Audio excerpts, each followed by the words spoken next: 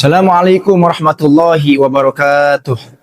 Alhamdulillahi ala silatihi summa salamullahi ma'asolatihi ala nabiyyi ja'a bi tauhidi wa qad khala dinu ani tauhidi farsyadal khalqa li dinil haqqi bi sayfihi wa hadihi lil haqqi Muhammadul aqib li rusli rabbihi wa ala alihi wa sahbihi wa hizbihi.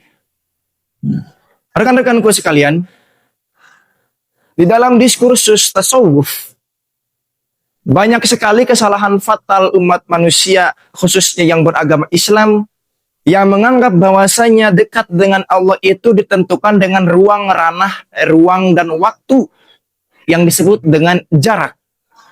Padahal pada nyatanya bahwasanya dekat dengan Allah itu adalah tidak tercangkup oleh ruang dan waktu maupun jarak, tetapi semuanya tergantung daripada kesadaran perasaan hati kita.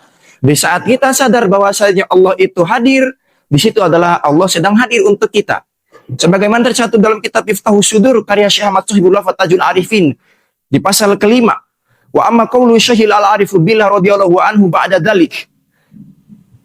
Qalbuka ma'a rabbuka ma'aka.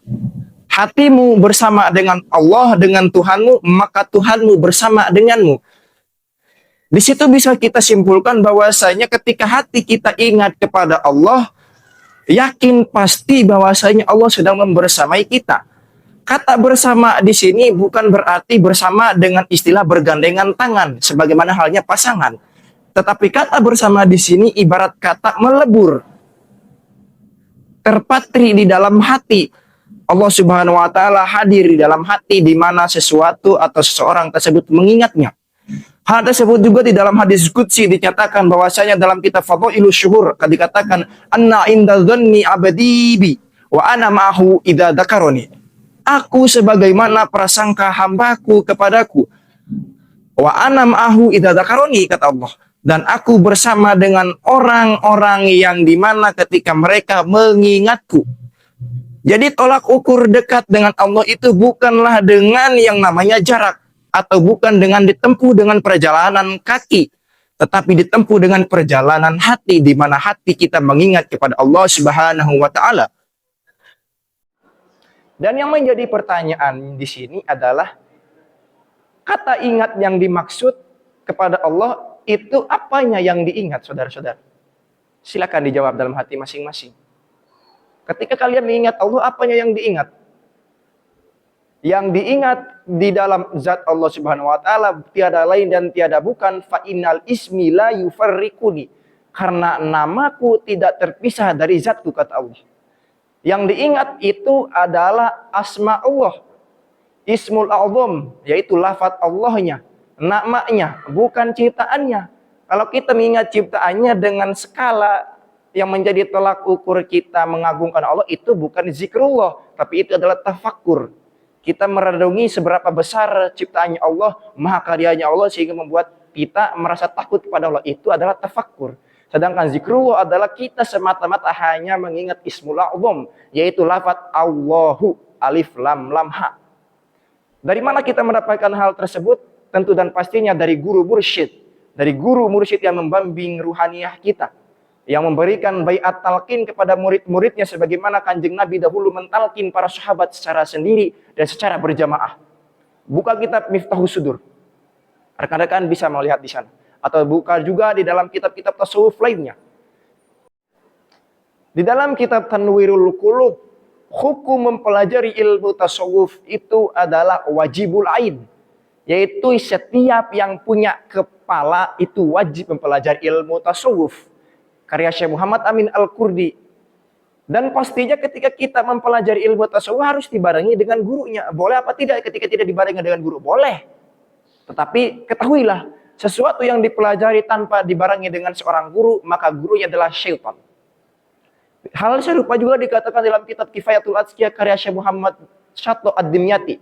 Syarah dari kitab Hidayatul Azkiyah bahwasanya hukum mempelajari ilmu tasawuf itu adalah wajibul ain. Tidak boleh tidak. Tidak boleh ada penolakan.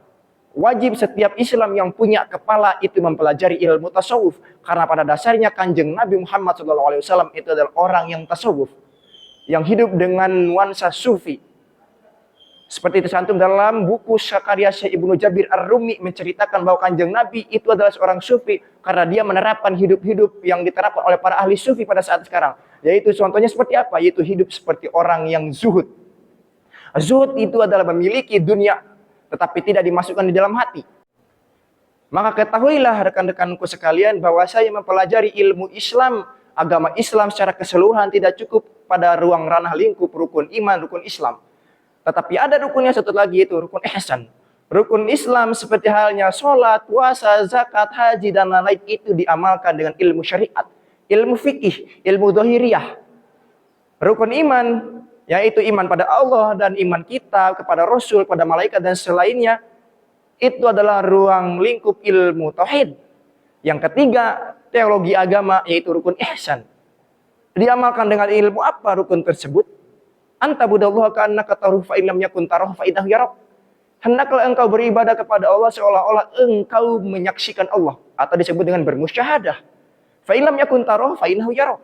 Maka apabila engkau tidak yakin dapat melihat Allah, bermusyahadah kepada Allah, yakinlah bahwa Allah melihatmu, atau dengan istilah muraqabah.